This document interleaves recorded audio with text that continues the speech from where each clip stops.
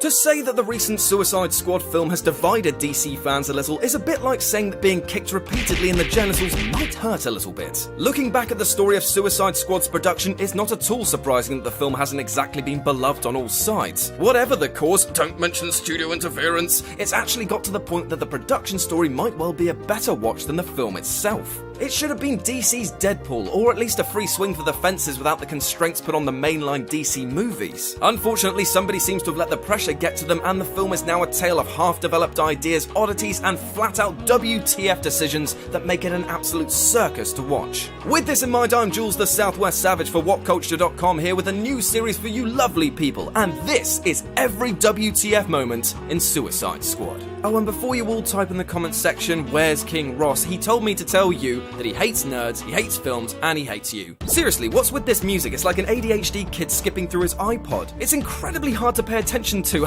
Oh right, okay, just turn it up louder, that'll work. Deadshot and Harley Quinn are so important that they get 2 intros each, you know, just in case you forgot who you were supposed to think were the coolest characters in the film, or, as is more likely, who were the most expensive people on set. Wait, did Harley just confess to killing Jason Todd? At this point, they're just playing fast and loose with the Batman lore, as if iconic stories won't matter at all if they just sort of wing it. This would make a lot more sense if they really delivered on the Joker as being the arch manipulator and abuser element, but the edits don't really suggest that, so clearly that's just a big f*** you to anyone who likes Robin. Why are there so many hints at the death in the family if it's never gonna happen? The dead Robin suit in Batman vs Superman suggested that we might get Red Hood, and then there were claims that Joker was Robin in disguise. It's like they're willfully teasing something that they have no intention of delivering. Narrative cock teases. What the hell did Harley fall in love with? Like the Joker is not at all appealing. He looks like a pimp from another planet and has such an unlikable demeanor. I mean, sure, he's a curiosity, but is that really enough to suggest that any trained medical professional would throw away everything for him? Quick question, since when can doctors find machine guns that easily? It would be understandable if Joker had seduced one of the prison guards, manipulating them into doing his bidding with their useful access to keys in his cell and weaponry, but for him to ask a doctor to get him a machine gun is ludicrous, and for it to work, it defies logic. I mean, how does she even get it? Why wasn't she immediately flagged as a terrorist? How the hell did she even get it to him? This prison is rubbish. When Common was announced, we all assumed he would be the villain, and then he got precisely 3 minutes of screen time while the Joker pretended he was jealous over the girl he literally made dance in his strip club and ended up putting a bullet in his head. Wow, let's hope he got well paid. Where the hell did Joker go in that crash? I mean, he's not magic nor part crocodile as far as I'm aware. So how the hell did he manage to escape his crash submerged supercar when it went nose first into the river with Batman mere seconds behind it? He literally had no time to escape, let alone swim and hide. I mean, did he teleport? June Moon is the worst archaeologist ever. I mean, she just rips the head off a centuries-old statue that, you know, her job would dictate that she takes very good care of. I mean, the logic dictates that presumably as well as being possessed that she woke up to find herself sacked as well. So Enchantress can just casually leave her heart behind now? I thought that it was like important to her, you know, like being key to her gaining full powers. So why exactly does she leave her heart literally right next to the statue that was imprisoning her? She took her brother, but apparently the key to controlling her wasn't as important. A quick quote from Waller. The next war will be fought with these meta-humans. Except that the Suicide Squad is mostly not meta-humans. What you do have is a psychotic psychiatrist, a boomerang-throwing bank robber, a guy with some rope, and a guy who's really good with guns. Not meta-humans. Not even the crocodile is one, seeing as his mutation is reduced to a skin condition. Boomerang has a pink unicorn fetish. I really don't want to say more on that one. There's an accidental Marvel character cameo amongst Joker's gang of cosplay gangsters, in which you've got a horrifying baby man head, a panda, and weirdly what looks like Ghost Rider villain Orb, which is just careless competitor promoting there, really, isn't it? Remember when everyone thought that Scott Eastwood was going to be playing like somebody really interesting, like Dick Grayson Undercover or Deathstroke or like anyone? Well, it turns out he's just a nobody because he just stands around agreeing with Rick Flag until he's killed off and nobody cares. Great casting. Ooh, the idea to use underwhelming villain Incubus was pretty close to fatal. He's got no charisma and is just an excuse for flashy CGI effects, and worst of all, the effects used to create him rival those of the Scorpion King.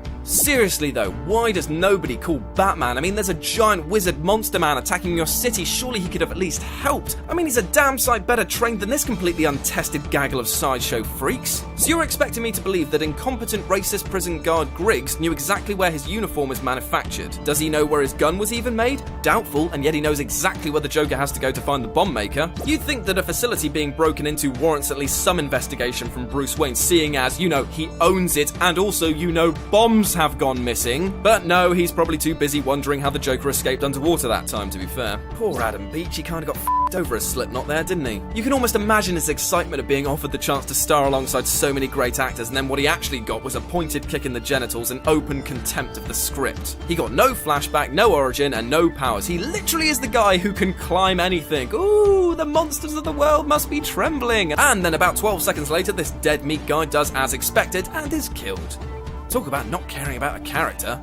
Right, so Killer Croc, he's fearsome looking, the makeup work is great, and his costume is apparently so nice that he licks it for no reason, but he's almost entirely blunted by how he's used in the story. He's supposed to be a monster, the DC's version of Hulk, but instead of showing that, he just stands around pulling silly faces and saying silly things in a very silly voice. The entire point of Task Force X is to be deployed in the event that something terrible happens that requires swift specialist response. So why does Amanda Waller respond to Incubus appearing by sending only Flag, Enchantress, who she seemingly knows is related to the monster, and some red shirts to try and bring him down? Why set up Task Force X and not send them when the exact thing that they're designed to stop happens? Now, I've got no argument against well-written scenes that show something about the characters or display chemistry between them, but sometimes trying to force the magic backfires. Having the rest of the Suicide Squad spend their time getting dressed and bantering when they have a mission to swiftly get to is just stupid. Urgency, people. There's one unbreakable rule about Enchantress's heart, but then almost immediately the film just forgets that and allows her to escape and go get her brother, despite Amanda Waller stabbing the heart furiously with a pencil. If she was going to do this all along, then why bother sticking around in the first place? Okay, well, we have to talk about it. The Joker is literally a walking, talking WTF moment. He's a weird, romantic, pathetic lapdog who acts like Johnny Depp playing Jack Sparrow cosplaying as the Joker. And worst of all, he literally has no impact on the main plot, and his appearance on screen is genuinely jarring. The shot of the Joker lying in the middle of a circle of his armory was clearly designed to be immediately iconic, which explains why it was used so much in the marketing so heavily before its release. But the strangest part of the image was left out until the final film, the weird selection of baby clothes that are seemingly part of his itinerary, which either suggests that he kills kids, or him and Harley had kids, and they're dead. Either way, what the fuck? Enchantress's plan is exceptionally weird when you try to break it down. She awakens from her slumber after a long time trapped in a little doll and decides that not being greeted like a god by a human race now obsessed with machines is not the news she was looking for. And if that sounds familiar, that's exactly what Apocalypse does in the latest X-Men movie. Well, apparently having a villain shoot a massive nondescript beam of energy into the sky is the most fashionable thing in popcorn blockbusters, but don't you dare say they copied it off Marvel! Okay, so if Enchantress wants to make humanity worship her, or at least try to punish those for not worshipping her, why is she only attacking military targets? They can't do anything to her, and surely destroying everyone's iPhone and TV would make them notice her a lot more than destroying a satellite they have no idea exists. Wow, it's very clear that David Ayer hates helicopters. This film is essentially a montage of them crashing with nobody important dying in them. Not that it really matters, because falling out of the sky doesn't kill anyone in the squad, or the Joker, or Amanda Waller, or Harley Quinn, so why even bother crashing it at all?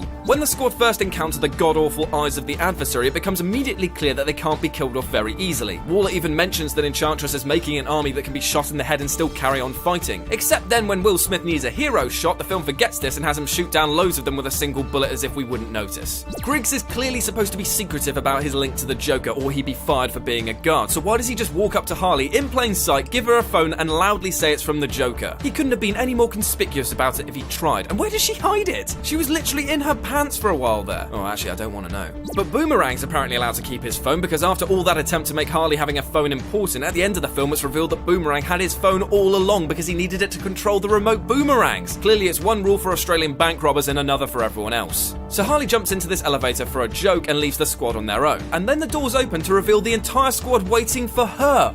What? How fast are these people? How long were those bad guys hiding up in the ceiling? So it's eventually revealed that Waller is actually the object of the mission, having somehow managed to get herself trapped in the war zone. It comes as a shock to the squad, but not as much as her next move. With her own safety guaranteed, she kills the entire ops team in the mission rooms, claiming that they were expendable because they didn't have the clearance to see what was going on. That sort of begs the question as to why they were in the mission room with massive screens following the squad's progress inches away from them with all the technology to follow them if they didn't have the bloody clearance for it. Wait a minute, so does Flag just carry Deadshot's daughter's letters everywhere? Joker is terrible at rescue plans because his one almost kills Harley. The entire plan hinges on Frost not accidentally hitting Harley, who's out in the open and standing right among the people who he's attempting to mow down. That is ridiculously dumb. I know it looks cool, but why does Harley roll down the rope when Deadshot pretends to shoot her? It's almost like she knew a camera was watching. In what world would Deadshot literally just stumble across a folio in a crashed helicopter marked Top Secret that contains incredibly useful plot details and the secret on Rick Flag's motivations? In the climactic battle, Enchantress shows all of her enemies their heart's desires, projecting visions to distract them from fighting her.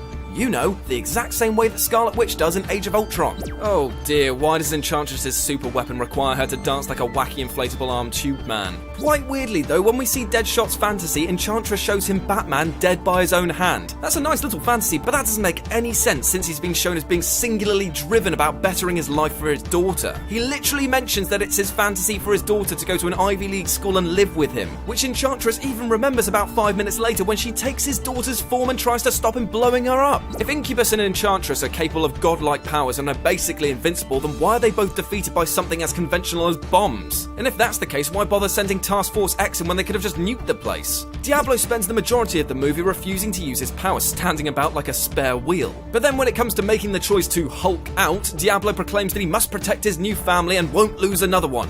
On what basis are these people his new family? He barely has any reason to like them, let alone love them as a family. When Incubus dies, Enchantress goes berserk, fighting the squad hand to hand, throwing them about for dramatic effect and letting them show off their individual skills, or at least trying to. Then all of a sudden she just gets bored, stops and uses her telekinesis to take the weapons out of their hands and subdue them. Why not just do that immediately? How could a maximum security jail just somehow fail to notice that one of the cops walking around the facilities has Joker written across his chest and arms? You know what, Jai Courtney is literally the best. He's just great. That's got to be worthy of a WTF moment. How come Batman didn't notice that Enchantress was destroying targets outside Midway? If he was willing to step in when Superman destroyed Metropolis, why not here? The only possible answer is that Amanda Waller told Bruce in their meeting about Task Force X and Enchantress and he wasn't aware of it at all before that, which is pretty dumb on her part and makes him look pretty terrible as both a detective and a superhero. Okay, so Amanda Waller knows that Bruce Wayne is Batman? Is that where the line "you should stop working nights" came from? It's a throwaway comment and he just kind of shrugs it off and allows her to go on knowing he's Batman, all the while threatening her. I mean, if that's the case, then he can expect her to come after him, or maybe start telling his enemies who he is to protect her own interests.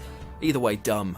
Oh god, and that was all of the WTF moments in Suicide Squad. And if you want to come and berate me for not being King Ross or messing up or just generally being a then you can do so on Twitter at RetroJ with a 0. If you enjoyed the video, then like, share and subscribe for more. As always, I've been Jules for WhatCulture.com and I'll speak to you soon.